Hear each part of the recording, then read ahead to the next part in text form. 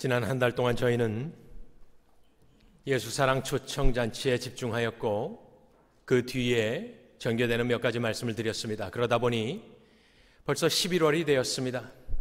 11월은 우리가 감사절기로 지내기 때문에 당장 그날 땡스기빙 데이 때만 한다기보다 한 달 정도 감사의 제목들을 좀 찾아봐야겠다 생각을 했습니다.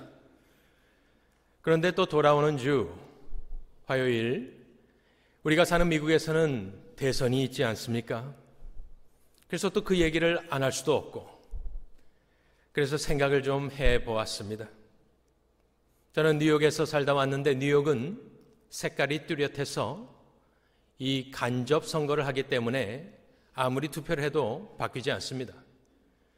그런데 제가 몇 해 동안 항상 대선이 있을 때마다 CNN을 보면 거기 나오는 잔 킹이란 분이 항상 이야기하는 곳이 있는데 그곳은 몽고메리 카운티였습니다. 그래서 내가 거기를 아는데 많은 경합주가 있지만 우리가 보는 바와 같이 이 펜실베니아는 경합주 중에 가장 많은 그 일렉토랄 보트를 가지고 있는 정말 킹메이커와 같은 곳입니다. 두렵고 떨리는 것입니다. 그래서 저는 11월을 들어가며 감사의 제목을 찾기도 하지만 또 우리 살고 있는 이 나라를 위해 기도를 해야겠다 하는 마음으로 하나님의 통치를 통하여 감사의 제목을 오늘 찾기를 원하는 것입니다. 다른 많은 것과는 달리 왜 정치는 사람들의 피를 끓게 할까요? 왜 우리를 사로잡아 몰두하게 만들까요? 심할 때는 반등하고 싸우는 것은 물론이고 전쟁까지 일어나는 것. 이 정치 할 말도 많고 배울 것도 많지만 당연한 겁니다. 왜 우리는 그렇게 몰두하는가? 바로 생명과 생존과 번영의 관계가 있기 때문입니다. 정치는 권세였습니다. 누가 정권을 잡느냐? 우리는 지금 민주주의에 살고 있기 때문에 그것이 피부로 다가오는 것은 좀 덜하지만 누가 왕이냐, 어떤 시대에 태어나느냐 이런 것에 따라서 생명과 안전과 번영이 달려 있었습니다. 그래서 본능적으로 사람들은 정치에 관심이 많습니다. 생존권에 관한 이야기고 내 삶에 직접적인 영향을 끼칠 수 있기 때문에 정치는 그만큼 무섭고 하지만 중요한 것입니다. 또 다른 이유는 정치는 나의 정체성과 세계관과 관련이 있습니다.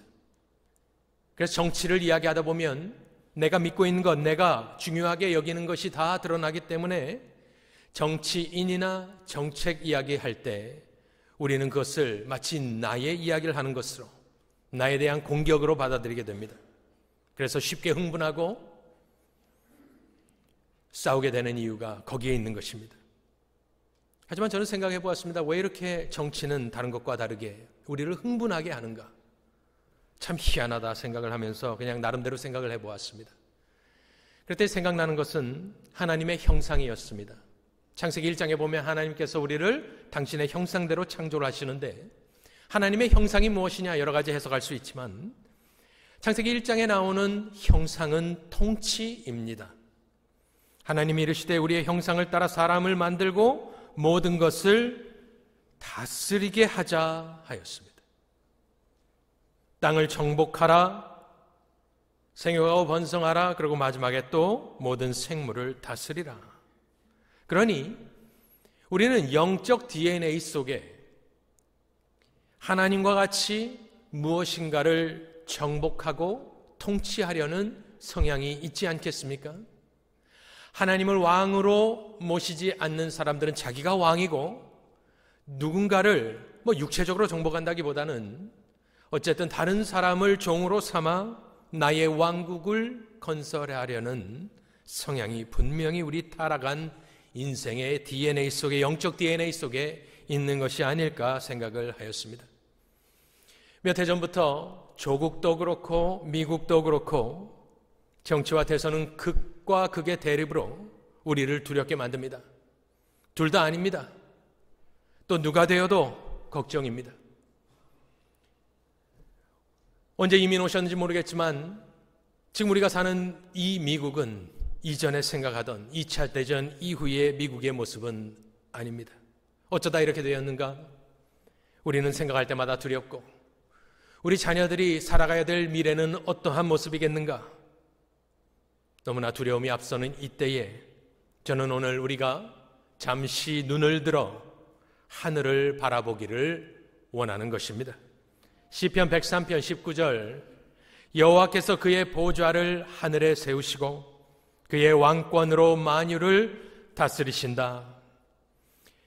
지금 이 순간에도 여호와께서 계시고 하늘 보좌가 있고 창조주고 구속주이신 하나님께서는 당신의 왕좌에 앉으셔서 모든 것을 다스리시고 계시다라는 사실을 기억하실 수 있기를 바랍니다. 예사초 때 성경은 역사서다라는 말씀을 드렸지만 엄밀히 이야기하면 성경은 하나님의 통치의 기록입니다. 하나님은 보이지 않지만 거기에 적혀 있는 것, 또 지금 이루어가고 계시는 것은 그냥 역사가 아니라 만유의 주제이신 하나님께서 당신의 보좌에서 통치하시며 다스린 그 기록이 고스란히 적혀 있는 것이 바로 성경인 것입니다. 성도들은 하나님이 존재한다라는 사실 정도만 믿는 것이 아니라 그는 절대 주권을 가지고 창조주로서 만유를 당신의 뜻대로 통치하시는 하나님이심을 믿는 사람들이 바로 성도들입니다. 그래서 우리는 그 통치하시는 전능하신 하나님을 믿음으로 바라보며 혼란한 시대를 살고 있지만 두려워하지 아니하며 담대할 수 있는 하나님의 소유된 백성들인 것입니다. 하나님의 통치를 여러 군데서 여러 방면에서 이야기할 수 있겠지만 이번 주간에 제 마음 가운데 생각났던 본문 말씀은 이사야서 6장의 모습입니다. 이 장면은 그 유명한 이사야가 소명을 받는 장면입니다. 선지자로의 부르심을 받는 장면입니다. 6장 1절에 우시야 왕이 죽던 해에 그가 부르심을 받았습니다. 그것은 정확하게 나오는데 BC 740년도입니다. 우시야 왕은 16살 때 왕이 되었고 52년간 통치한 왕이었습니다. 그러니 대부분의 백성들의 마음 가운데 왕은 한 명뿐인 것입니다. 52년 동안을 치리하는 동안 얼마나 많은 사람들이 태어났고 죽었겠습니까? 또 우시야는 강성대국을 이룬 사람으로서 솔로몬 시대의 영토를 거의 다 회복했던 아주 강력한 왕이었습니다. 그 왕이 사는 동안에는 태평성대를 누렸습니다. 하지만 저쪽 먼 곳에서 서서히 먹구름이 끼고 일어나는 세력이 있었으니 그것은 아수르 세력이었습니다. 당시에는 애굽이 가장 강성하였지만 3대를 지나고 난 뒤에 자신의 고손자 때에는 아수르는 이미 제국이 되어 자신의 나라를 침공할 것, 자신은 알지 못했겠지만 그러한 상황이었습니다. 우시야는 하지만 말년에 교만하여 하나님으로부터 문둥병을 얻게 되었고 마지막 10년은 자신의 아들과 함께 공동으로 치리를 하여 죽게 됩니다. 바로 그러한 상황 가운데 우시야 시대가 끝이 나고 그 격변기 가운데 얼마나 사람들이 무서웠을까요? 두려웠을까요? 우리는 뉴스가 있으니까 지금 세상이 어떻게 돌아가는지 알고 있지만 그 당시에는 그런 거 없었습니다. 다 풍문으로만 소문으로만 알고 있지 저기에서 어떤 일이 일어나는지 아는 사람은 극소수에 불과했을 것입니다. 그때 부르심을 받는 이사야를 향하여서 하나님께서는 복잡한 말씀을 하지 아니하시고 6장 1절에 보여주는 것이 있었으니 그것은 이것입니다. 내가 본즉 주께서 높이 들린 보좌에 앉으셨는데 그의 옷자락은 성전에 가득하였다. 제국은 흥망성쇠를 거듭하고 있고 정세는 요동치고 만인을 두렵게 만들고 있지만 하나님은 별 말씀하지 않았습니다. 하늘을 걷어주시고 보여주신 것은 하늘 보좌가 있는데 그 하늘 보좌는 흔들리지 아니하며 그 왕좌에 앉는 이는 계승자가 없으며 전능자는 당황하지 아니하며 돌아다니고 서서 소리치지 아니하시고 앉으셔서 만유를 다스리시는 그 모습을 이사야에게 보여주시며 하나님께서 그에게 하시는 말은 바로 이겁니다. 두려워 말라, 놀라지 말라. 나는 너의 하나님이 됨이라. 내가 너와 함께함이라. 내가 너를 굳세게 하리라. 참으로 너를 도와주리라. 참으로 나의 의로운 오른손으로 너를 붙들어 주리라. 이 모든 말씀을 한마디로 하늘문을 여시고 보여주셨는데 그것은 거기에는 왕좌가 있더라. 위대한 우시야 왕의 죽음도 하나님의 보좌의 통치에는 어떠한 영향도 미치지 아니하고 역사는 그 보좌에 앉으셔서 홀로 영원하신 하나님께서 한치의 오차도 실수도 없이 당신의 뜻대로 세상을 움직이시며 역사를 주관해 가시는 사실, 그것을 이사야에게 보여주셨는데 저는 이사야의 눈을 통해 오늘 우리도 2024년 11월을 살고 있는 우리에게도 하늘에는 보좌가 있고 그곳에는 전지전능하신 우리 하나님이 앉아 계시고 지금도 통치하고 계심을 우리가 믿음의 눈으로 바라보기를 간절히 소원합니다. 이번 주간에 저는 그 보좌를 생각하며 묵상하며 정말 마음 가운데 평온이 오는 것을 느꼈습니다. 그렇구나. 여러 가지 뉴스가 있고 여러 가지 생각이 있지만 하늘 보좌는 그때나 지금이나 영원토록 변하는 것이 없구나. 큰 위로가 되었습니다. 통치는 그 사람의 존재에서 나오는 것 아니겠습니까? 복정은 폭군에서 나오는 것이고 선정은 선군에게서 나오는 것입니다. 우리는 어떤 시대를 정하고 태어나는 것이 아닙니다. 하지만 어떤 시대를 만나느냐, 어떤 왕과 또 그 정치 상황을 만나느냐에 따라서 인생은 큰 영향을 받게 됩니다. 우리는 지난 몇 주 동안 앳돼 보이는 북한의 병사들이 사지로 몰려가는 장면을 보았습니다. 그들이 그곳으로 가는 이유는 단 하나입니다. 북한에서 태어났기 때문입니다. 거기 있는 그 폭군이 자신의 이익을 위하여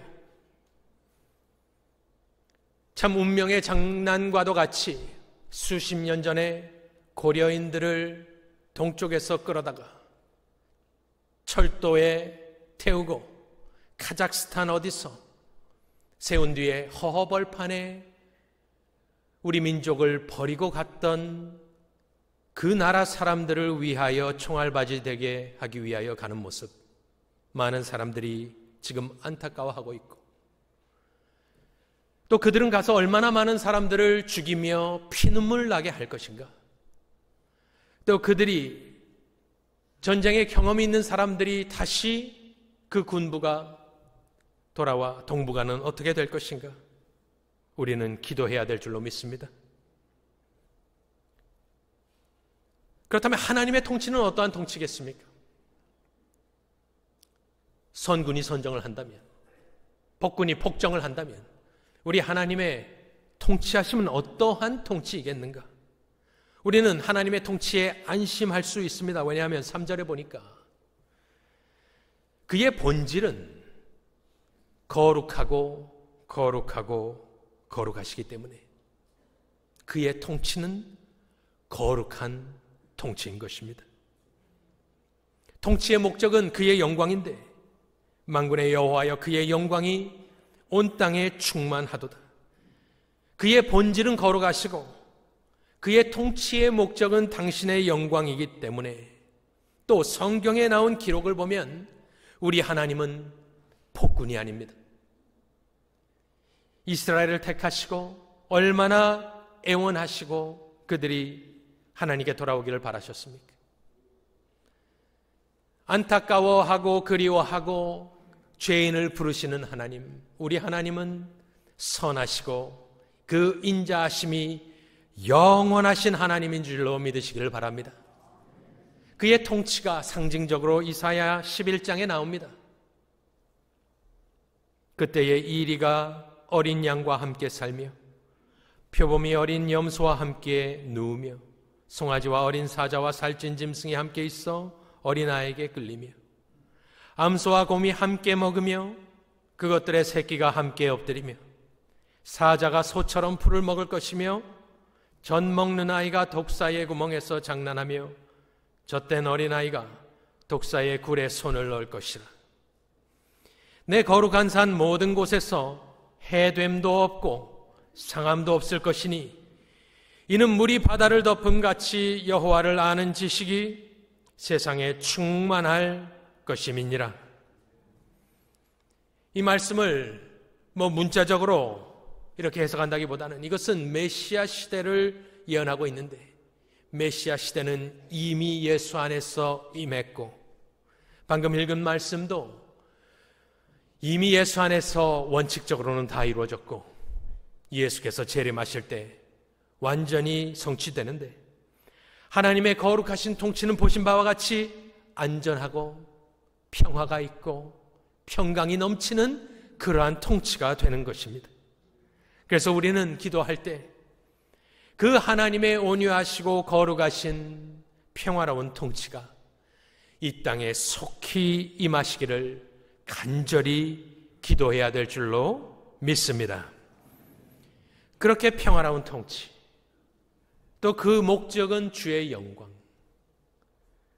그래서 그 하나님은 모든 것을 운행하시며 당신의 영광을 위하여서 운행하시는데, 당신의 영광을 이 땅에 나타내시기 위해서, 또 이 땅에서 영광을 받으시기 위해서 그 보좌에 앉으신 이가 보이지는 않지만 이 땅에서 세워가는 기관이 딱 하나가 있습니다. 그것은 대한민국이 아닙니다. 그것은 미국도 아닙니다. 이 땅에서 그가 영광을 보여주기 위하여 또한 받기 위하여 세워가시는 기관은 다름 아닌 교회인 것입니다. 하나님은 3번 거룩하시기 때문에 사람들과 같이 지낼 수가 없습니다. 거룩하신 이가 거룩하지 않은 죄인들과 어울릴 수 없기 때문에 하나님께서는 독생자를 보내셔 구원을 이루셨고, 우리는 그 사람들이 모여있는 곳을 교회라고 부릅니다. 사도행전 20장 28절에는 교회를 묘사할 때에 하나님이 자기 피로 사신 교회를 보살피게 하셨다. 교회를 묘사할 때 값을 치르고 사신 사람들이 있다. 그것은 영적인 집합체인데 당신의 피로 사신 교회를 하나님께서는 눈동자와 같이 지키시고 보호하시고 인도하시는 줄로 믿으시기를 바랍니다. 예수께서 사랑하신 것도 단 하나밖에 없습니다. 예수께서 무엇을 사랑하셨겠습니까? 에베소서 5장 25절에 보면 그리스도께서 교회를 사랑하시고 그 교회를 위하여 자신을 주셨다 증언합니다. 예수님은 싱글이셨습니다. 죄 없으신 분이셨습니다. 이 땅에서 무엇을 그가 바라고 살았을까? 예수께서 사랑하신 것은 이 땅에서 단 하나, 당신의 백성들 교회였습니다.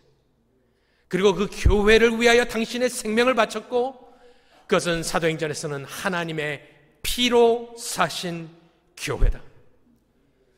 그래서 하나님께서 이 땅에서 세워가시는 기관은 교회밖에 없는 것입니다.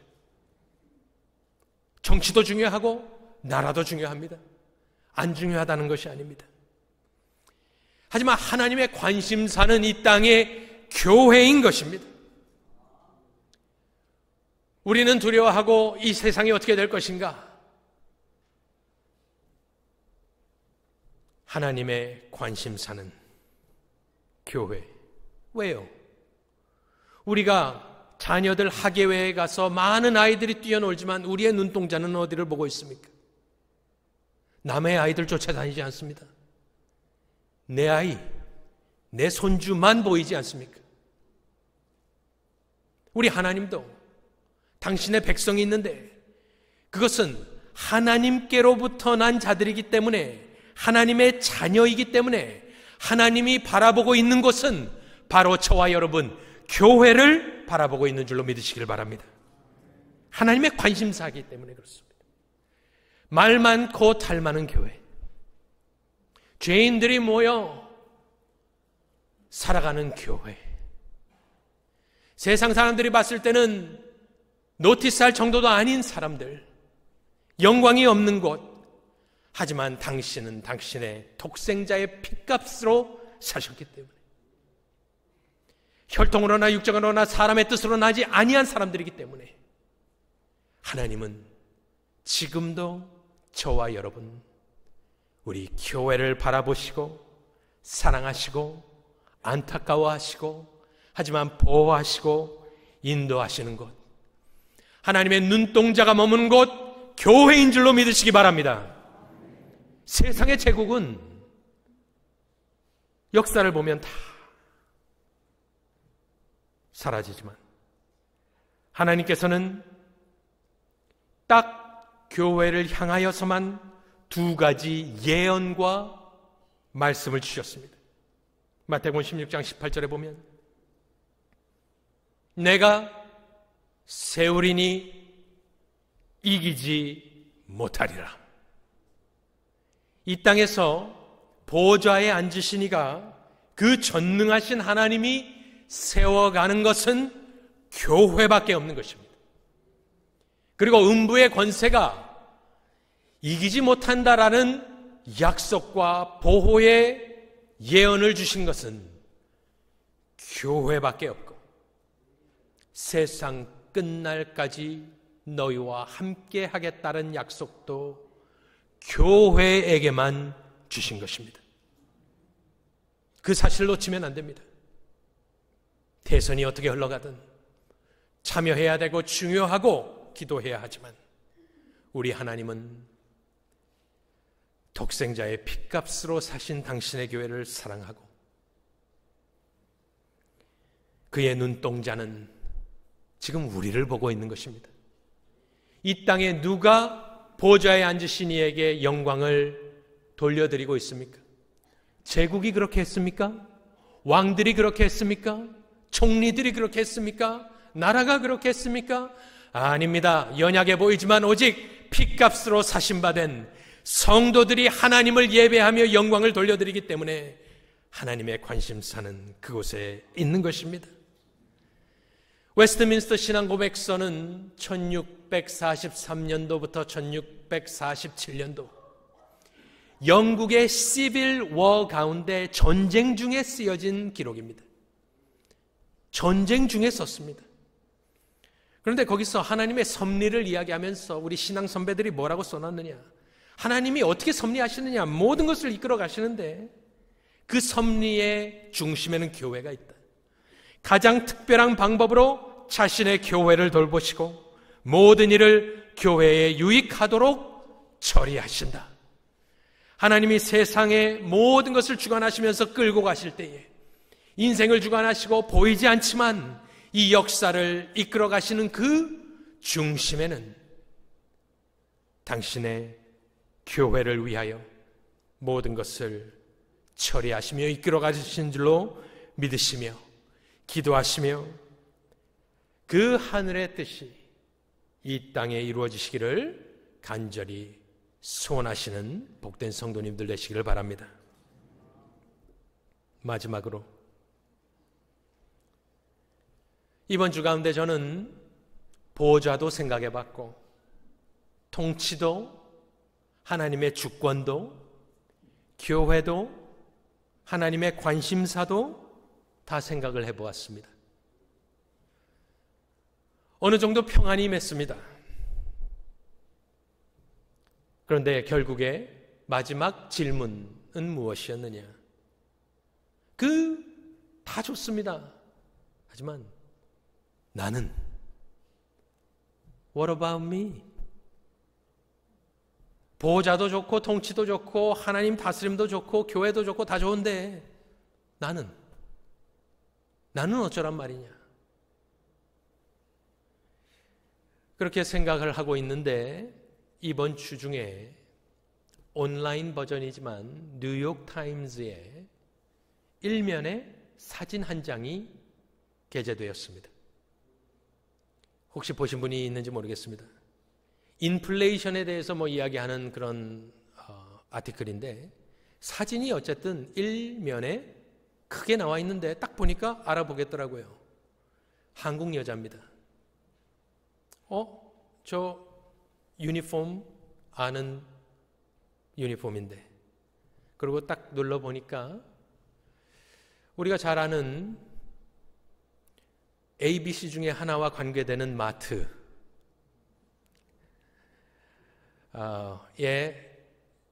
일을 하시는 캐시어 여자분의 사진이었습니다. 혹시 이쪽 동네에 있는 것인가 가만히 보니까 아닌 것 같고 분명히 한국 여자인데 캐시어니까 이제 장본 물건을 백에 넣어야 되지 않겠습니까? 그래서 이렇게 하면서 얼굴을 딱 여기를 가렸어요. 그래서 누군지 모르겠습니다. 혹시 우리 교인인가? 그래서 제가 이렇게 또 보기도 했지만 근데 그것은 저를 잠깐 설교를 준비하면서 멈추고 생각을 하게 하였습니다. 정치도 좋고 대선도 좋고 또 다 좋지만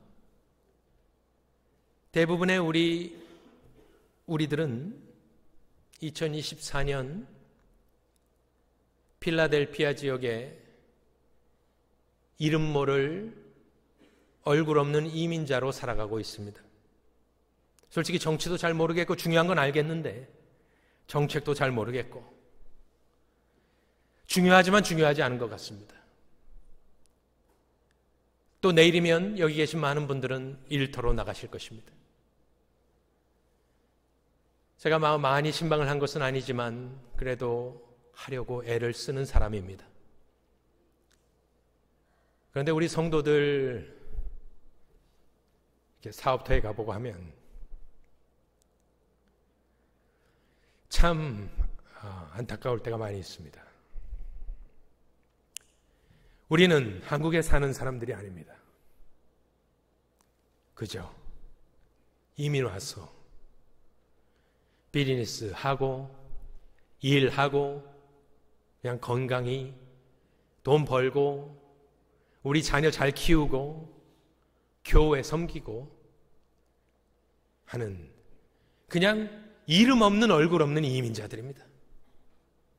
오늘은 주일이기 때문에 여러분들이 아름답게 이렇게 옷을 입고 오셨지만 현장에서 일하실 때는 얼마나 고생하며 또 대부분 우리 동양인들은 서비스 업계에 종사하심으로 많이 천대받는 일을 하십니다. 예, 그렇지 않은 사람들도 많이 있습니다. 다 중요하고 좋지만 저는 우리 교인들을 바라볼 때에 우리가 그렇게 살고 있는데 보호자도 알겠다. 거기 계신 분이 중요한 것도 알겠다. 정치도 중요한 거 알겠다. 기도 중요한 거 알겠다. 하지만 도대체 나는 무엇이냐? 나는 누구냐? 그래서 예수님을 좀 생각해 보았습니다. 하나님이 독생하신 예수를 보내시고 때가 참에 인생을 구원하라고 보내셨는데 저 같으면 말씀드린 대로 독생자인데 로마 황제의 아들로 태어나게 했을 것 같습니다. 그때 로마는 전 세계를 제패해서 팍스 로마나로 완전히 하이웨이가 깔려 있을 때고 아니 예수님이 무슨 로마 황제의 아들로 태어나버리면 얼마나 쉽겠습니까? 전 세계에 내가 교회를 세우겠다. 각 나라와 민족과 방언에 교회를 설립하라 한마디면 끝나는 것 아니겠습니까? 그런데 하나님은 당신의 아들을 극동 깡촌 시골로 보냈습니다. 예루살렘도 아닙니다.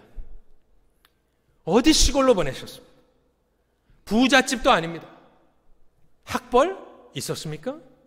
돈 있었습니까? 인맥 있었습니까?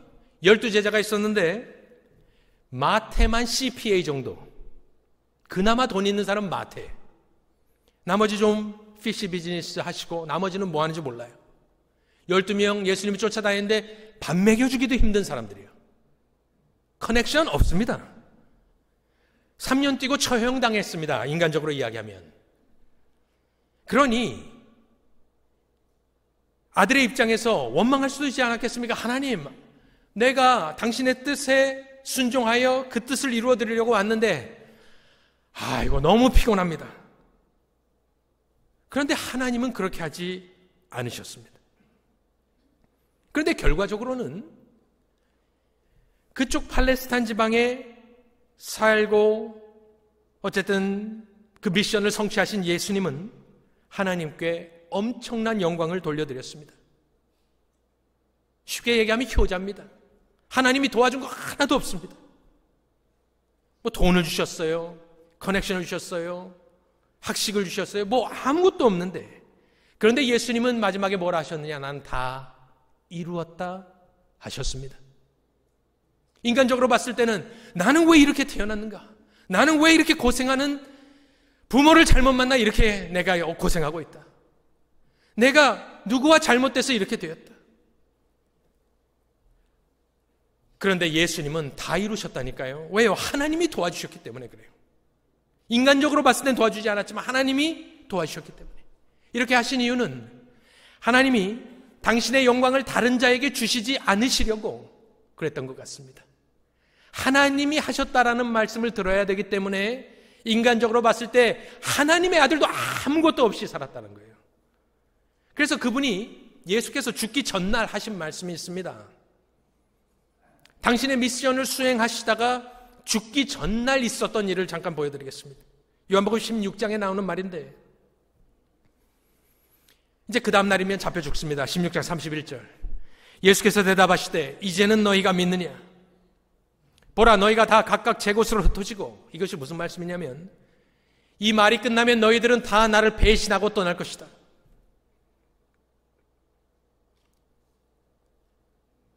그래도 의지하고 같이 3년을 지낸 사람들인데 다 떠나갈 때 얼마나 마음이 허했겠습니까? 공허했겠습니까? 여러분들 배신당해봤습니까? 다 도망간다고 지금 얘기를 하는 거 아니겠습니까? 보라, 너희가 다 각각 제 곳으로 흩어지고 나를 혼자 둘 때가 오나니 지금이다. 너희들 이 말 끝나면 다 자기 목숨 살리고자 다 도망갈 것 뻔한다. 내가 알고 있다. 지금이다. 벌써 왔도다. 그러면서 하는 말이 뭐냐? 그러나 내가 혼자 있는 것이 아니라 아버지께서 나와 함께 계시느니라. 이 땅의 대선이 하나님이 트럼프와 해리스에 관심이 있겠습니까? 하나님은 교회에 관심이 있는 것이고 당신의 핏값으로 사신 저와 여러분을 눈동자같이 바라보고 계시고 그 사진의 한 장에 나온 여인과 같이 우리의 삶이 녹록지 않다 하더라도 내일 어떠한 모습으로 이 일을 하고 사실지 저는 모르겠습니다만은 예수님도 다 떠나가는 마당에 뭐라 하느냐?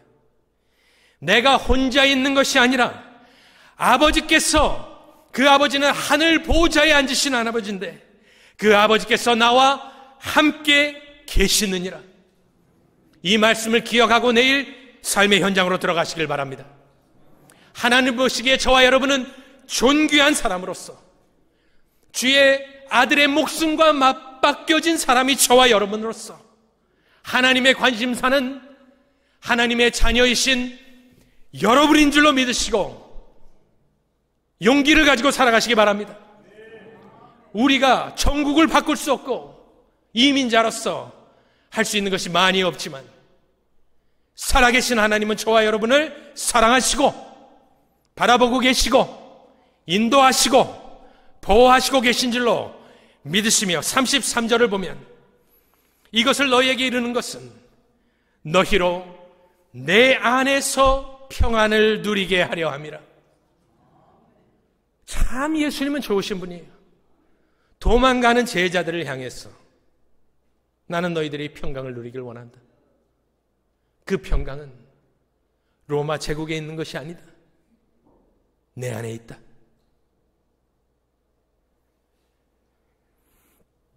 세상에서는 너희가 환난을 당할 것이다. 하지만 두려워하지 말고 담대하라. 내가 세상을 이기었노라. 모든 정치는 세상 안에 있습니다. 세상을 바꿔보려고 애쓰지만 정치는 그렇게 할 수 없습니다. 결국에 세상 안에서 끝나는 것이 정치인데, 우리 예수님은 세상을 이기신 분으로 저와 여러분이 내일 어떠한 모습으로 월요일을 시작하시던지 간에 당신은 혼자 있는 것이 아닙니다. 내가 혼자 있는 것이 아니라 다 도망가는 상황 가운데, 이제 내일이면 발가벗겨져 나무에 달려 죽어야 되는 입장인데 하나님을 원망하지 않았습니다. 나를 이 고생시킨다고, 나를 이런 시골에서 이런 게 한다고. 하지만 그의 고백은 아버지께서 나와 함께 계시느니라. 세상 끝날까지 그 보좌에 앉으시니가 저와 여러분을 사랑하시고 보호하고 계시며 지켜보고 계시며 함께하고 계시니, 우리 그와 그의 나라와 그의 영광을 위하여 살아가시는 복된 성도님들 되시기를 간절히 축원합니다.